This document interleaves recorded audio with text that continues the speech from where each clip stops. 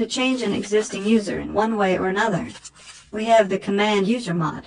As usual, you can check the help by either typing what is usermod or usermod -- help. Here's a cool tidbit. If you look at the help for the usermod command by typing usermod -- help and compare it with the help for the useradd command by typing useradd -- help, you'll notice that they have pretty much the same options. In reality, both of these commands, usermod and useradd, work with a similar set of parameters. So, let's say we have a user and they come with a certain set of parameters.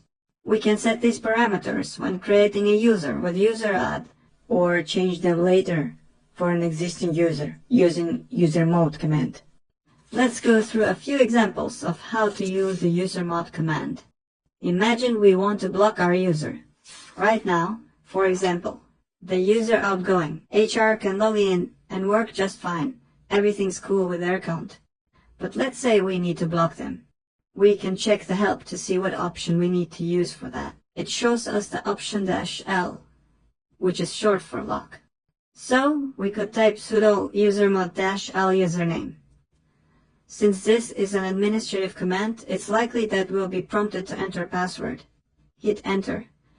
After blocking, the user might try to log in again, maybe not knowing about the block.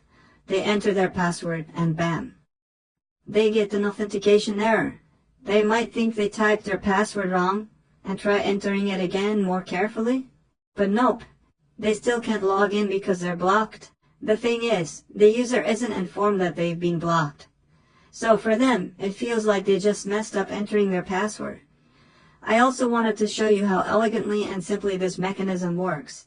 If we check the familiar file /etc/shadow, we know that it shows password hashes next to the logins. And sure enough, our user outgoing, HR, has a password hash. Now, here's the crucial detail.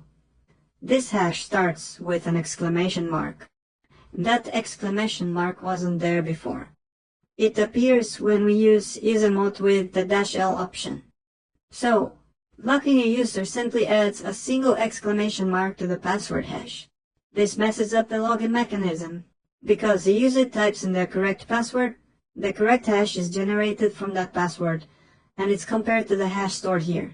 These two strings will differ by just one character, the exclamation mark. However, for the system, those are two different strings. So, the operating system thinks the user entered the wrong password since the hashes don't match.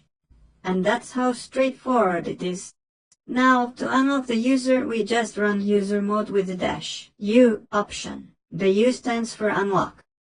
Sudo usermod -u, username, enter, and the user is unlocked. Before we check if the user is unlocked, let's take a quick peek at the /etc/shadow file to see if the exclamation mark in the password hash is gone. After that, we'll try to log in, and we can see that everything's working just great now. To manage users, we use specialized commands. But technically, you could also create and edit users directly by messing with the related files, etc. file_d, etc. group, and shadow file. This is called direct user editing. But honestly, I wouldn't recommend going down that road, because one little mistake could really mess things up. After all, when you run a command, there are some internal checks that prevent those really obvious errors from slipping through. But if we accidentally mess up the file format while editing, it could completely derail all user management in Linux. Let's play around a bit more with the usermod command.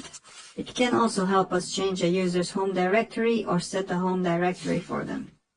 Let's remember that the Office Manager user doesn't currently have a home directory. So, let's specify one and create it. We can do that with the usermod command using the -d option.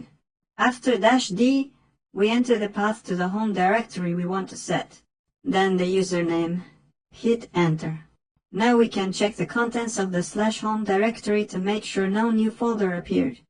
But if we take a look at the contents of the etc/pass wd file, we'll see that Office Manager now has a designated home directory, but we still need to create the actual folder manually.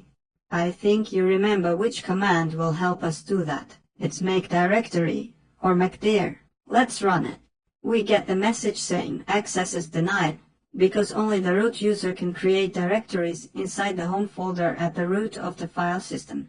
So, to run the command, we'll need to add the sudo prefix at the beginning.